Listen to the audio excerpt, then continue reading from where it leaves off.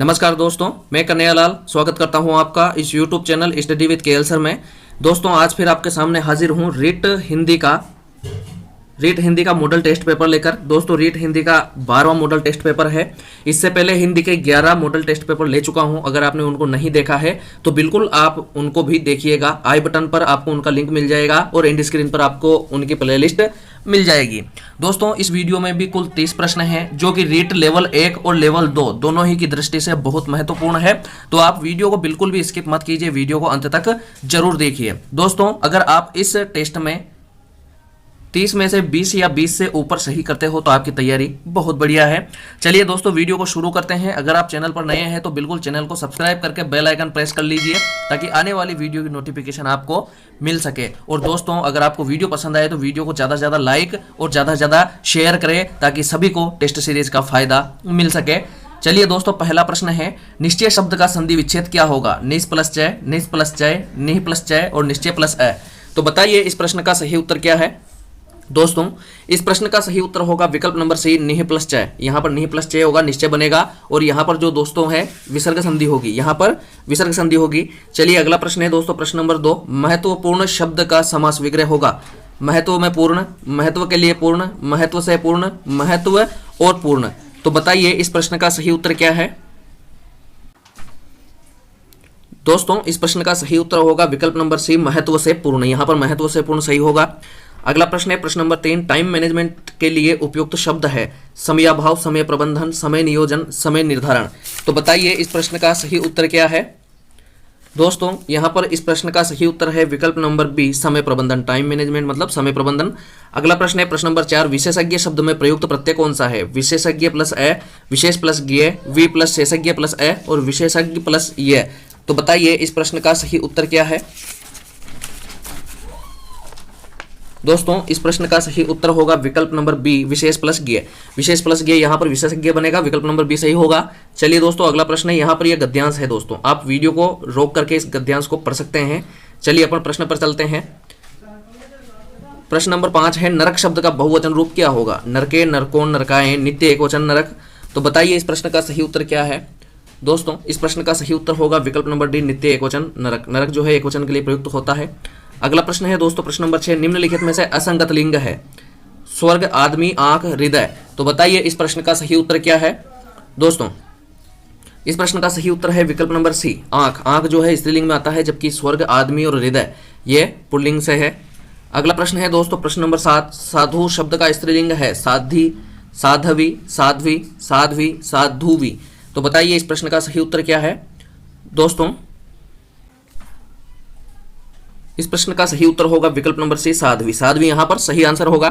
चलिए दोस्तों अगला प्रश्न है प्रश्न नंबर 8, प्रश्नों के कई प्रकार होते हैं, पौधे एवं जानवरों में 4 अंतर बताइए। वह प्रश्न किस प्रकार के प्रश्न का उदाहरण है? लघुत्तरात्मक प्रश्न, वस्तुनिष्ठ प्रश्न, अति लघुत्तरात्मक प्रश्न, इनमें से कोई नहीं। तो बताइए इस प्रश्न का सही उत्तर क्या है? दोस्तों इस प्रश्न का सही उत्तर होगा विकल्प नंबर ए, लघुत्तरात्मक प्रश्न। ये जो प्रश्न है पौधे जानवरों में 4 अंतर बताइए, लघुत्तरात्मक प्रश्न में आएगा। अगला प्रश्न है प्रश्न नंबर 9, बच्चों में भाषा प्रवाह तथा तार्किक शक्ति का मूल्यांकन करने हेतु उपयुक्त है? लिखित परीक्षाएं, मौखिक कार्य, वार्तालाप, व्यक्तित्व परीक्षण, इनमें से कोई नहीं। तो बताइए इस प्रश्न का सही उत्तर क्या है? दोस्तों इस प्रश्न का सही उत्तर होगा विकल्प नंबर बी, मौखिक वार्तालाप। यहाँ पर मौखिक वार्तालाप सही होगा। अगला प्रश्न है प्रश्न नंबर 10, अक्षरबोध प्रणाली के माध्यम से छात्रों में निम्न में से किस शिक्षण संबंधी कठिनाई का निवारण होता है? वाक्यों का क्रमबद्ध ज्ञान होना, उच्चारण शुद्ध होना, विवरण दोष नहीं आ पाता है, उपयुक्त सभी। तो बताइए इस प्रश्न का सही उत्तर क्या है? दोस्तों इस प्रश्न का सही उत्तर होगा विकल्प नंबर बी, उच्चारण शुद्ध होता है। दोस्तों अक्षरबोध प्रणाली में बच्चों को अक्षर का ज्ञान कराया जाता है। अगर बच्चों को अक्षर का अच्छी तरह से ज्ञान हो उच्चारण संबंधी तो वहां पर उच्चारण शुद्ध होगा। अगर अक्षर का ज्ञान होगा तो उच्चारण शुद्ध होगा। तो विकल्प नंबर बी यहाँ पर सही होगा। अगला प्रश्न है दोस्तों प्रश्न नंबर 11, लगभग 2 साल के बच्चे तार वाली भाषा का प्रयोग करते हैं। तार वाली भाषा का अर्थ है तार में प्रयुक्त होने वाले शब्दों का प्रयोग, अंग्रेजी शब्दों का प्रयोग, संक्षिप्त वाक्यों का प्रयोग करना, मुख्य अर्थ को व्यक्त करने वाले संज्ञा, क्रिया, विशेषण आदि 2 शब्दों वाली अभिव्यक्ति। तो बताइए इस प्रश्न का सही उत्तर क्या है? दोस्तों यहाँ पर इस प्रश्न का सही उत्तर होगा विकल्प नंबर डी, मुख्य अर्थ को व्यक्त करने वाले संज्ञा, क्रिया, विशेषण आदि 2 शब्दों वाली अभिव्यक्ति यहाँ पर अपने सही आंसर होगा। चलिए दोस्तों अगला प्रश्न है प्रश्न नंबर 12, एक बहुसांस्कृतिक कक्षा में आप एक भाषा शिक्षक के रूप में किस बात पर अधिक महत्व देंगे? बच्चों को भाषा प्रयोग का अधिक से अधिक अवसर देना, पाठ्य पुस्तक के प्रत्येक पाठ को भली भांति समझाना, बच्चों को व्याकरण सिखाना, स्वयं शुद्ध भाषा प्रयोग करेंगे। तो बताइए इस प्रश्न का सही उत्तर क्या है। दोस्तों इस प्रश्न का सही उत्तर है विकल्प नंबर ए, बच्चों को भाषा प्रयोग के अधिक से अधिक अवसर देना, यहाँ पर सही आंसर होगा। चलिए दोस्तों अगला प्रश्न है प्रश्न नंबर 13, भाषाई कौशलों यथा सुनना, बोलना, पढ़ना, लिखना का विकास किस कक्षा तक पूर्ण हो जाना चाहिए, कक्षा 5, कक्षा 7, कक्षा 10, कक्षा 4। तो बताइए इस प्रश्न का सही उत्तर क्या है। दोस्तों इस प्रश्न का सही उत्तर होगा यहाँ पर विकल्प नंबर ए, कक्षा 5 सही होगा। अगला प्रश्न है दोस्तों प्रश्न नंबर 14, मातृभाषा की उपयोगिता से संबंधित विकल्प नहीं है। मातृभाषा विचार विनिमय का साधन है, मातृभाषा का शिक्षा का सर्वश्रेष्ठ माध्यम है, मातृभाषा बालकों के ज्ञान का विकास एवं चेतन का साधन है, मातृभाषा प्रगति पथ की बाधक है। तो बताइए इस प्रश्न का सही उत्तर क्या है। दोस्तों इस प्रश्न का सही उत्तर होगा विकल्प नंबर डी, मातृभाषा प्रगति पथ की बाधक है। ये जो है मातृभाषा से संबंधित विकल्प नहीं है। चलिए अगला प्रश्न है दोस्तों प्रश्न नंबर 15, शिक्षक की वे क्रियाएं जो विद्यार्थियों को अनुक्रियाओं के लिए प्रोत्साहित करती है कहलाती है। पुनर्बलन कौशल, व्याख्या कौशल, खोजपूर्ण प्रश्न कौशल, भाषाई कौशल। तो बताइए इस प्रश्न का सही उत्तर क्या है। दोस्तों इस प्रश्न का सही उत्तर होगा विकल्प नंबर ए, पुनर्बलन कौशल। यहाँ पर पुनर्बलन कौशल सही आंसर होगा। चलिए दोस्तों अगला प्रश्न है प्रश्न नंबर 16, अभिक्रमित अनुदेशन का आधारभूत सिद्धांत है स्वबुद्धि शिक्षण का सिद्धांत, सहभागिता का सिद्धांत, तार्किक क्रम का सिद्धांत और उक्त सभी। तो बताइए इस प्रश्न का सही उत्तर क्या है। दोस्तों इस प्रश्न का सही उत्तर है विकल्प नंबर डी, उक्त सभी। यहाँ पर तीनों ही सिद्धांत अभिक्रमित अनुदेशन से संबंधित हैं। अगला प्रश्न है प्रश्न नंबर 17, भाषा विषय के दृष्टिकोण से शुद्ध लेखन का घनिष्ठ संबंध है व्याकरण नियम की अनभिज्ञता से, उच्चारण की शुद्धता से, अशुद्ध उच्चारण से और इनमें से कोई नहीं। तो बताइए इस प्रश्न का सही उत्तर क्या है। दोस्तों इस प्रश्न का सही उत्तर है शुद्ध लेखन का घनिष्ठ संबंध है दोस्तों उच्चारण की शुद्धता से। दोस्तों अगर अपन शुद्ध बोलेंगे तो शुद्ध लिखेंगे, तो यहाँ पर उच्चारण की शुद्धता से इसका संबंध होगा, विकल्प नंबर बी। अगला प्रश्न है दोस्तों प्रश्न नंबर 18, छात्रों को लिखना सिखाने के पहले किस प्रकार की रेखाएं खींचनी चाहिए। सीधी और तिरछी रेखाएं, सीधी रेखाएं, लिपि के मोड़, वृत्त एवं अर्धवृत्त रेखाएं। तो बताइए इस प्रश्न का सही उत्तर क्या है। दोस्तों इस प्रश्न का सही उत्तर होगा विकल्प नंबर ए, सीधी और तिरछी रेखाएं। शुरुआत में लिखना सिखाने से पहले सीधी और तिरछी रेखाओं का उनको अभ्यास होना चाहिए। अगला प्रश्न है दोस्तों प्रश्न नंबर 19, भाषा की पाठ्यपुस्तक की सबसे पहले रचना का श्रेय किसे जाता है। Ravindra Maslow, Christopher Comenius. तो बताइए इस प्रश्न का सही उत्तर क्या है। दोस्तों इस प्रश्न का सही उत्तर होगा विकल्प नंबर डी, कमेनियस। चलिए अगला प्रश्न है प्रश्न नंबर 20, एक समावेशी कक्षा में बच्चे अधिकतर गलतियां करते हैं लिखने में, पढ़ने में, बोलने में, उपयुक्त सभी। तो बताइए इस प्रश्न का सही उत्तर क्या है। दोस्तों इस प्रश्न का सही उत्तर है विकल्प नंबर डी, उपयुक्त सभी। समावेशी कक्षा में बच्चे अधिकतर सभी गलतियां करते हैं, लिखने में भी करते हैं, पढ़ने में भी करते हैं, बोलने में भी करते हैं। अगला प्रश्न है दोस्तों प्रश्न नंबर 21, शय्यागत रोगी को तिल तिल कर जी रही थी। वाक्य का वर्तमान काल में परिवर्तित वाक्य है। शय्यागत रोगी होकर तिल तिल जिएगा, शय्यागत रोगी होकर तिल तिल जी रही है, शय्यागत रोगी को तिल तिल कर जी रही है और इनमें से कोई नहीं। तो बताइए इस प्रश्न का सही उत्तर क्या है।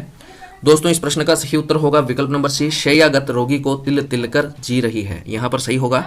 अगला प्रश्न है प्रश्न नंबर 22, आदमी शब्द किस भाषा का है। अरबी, फारसी, हिंदी, तुर्की। तो बताइए इस प्रश्न का सही उत्तर क्या है। दोस्तों इस प्रश्न का सही उत्तर है विकल्प नंबर बी, फारसी। जो आदमी शब्द है फारसी भाषा का है। अगला प्रश्न है दोस्तों प्रश्न नंबर 23, निम्नलिखित में से विधिवाचक वाक्य है। बाढ़ में कई घरों के बह जाने की आशंका है, अपना काम समय पर करना चाहिए, ईश्वर करे हमारा देश उन्नति पथ पर बढ़ता चले, मैंने किराएदार नहीं रखे, मुसीबत को मोल ले लिया। बताइए इस प्रश्न का सही उत्तर क्या है।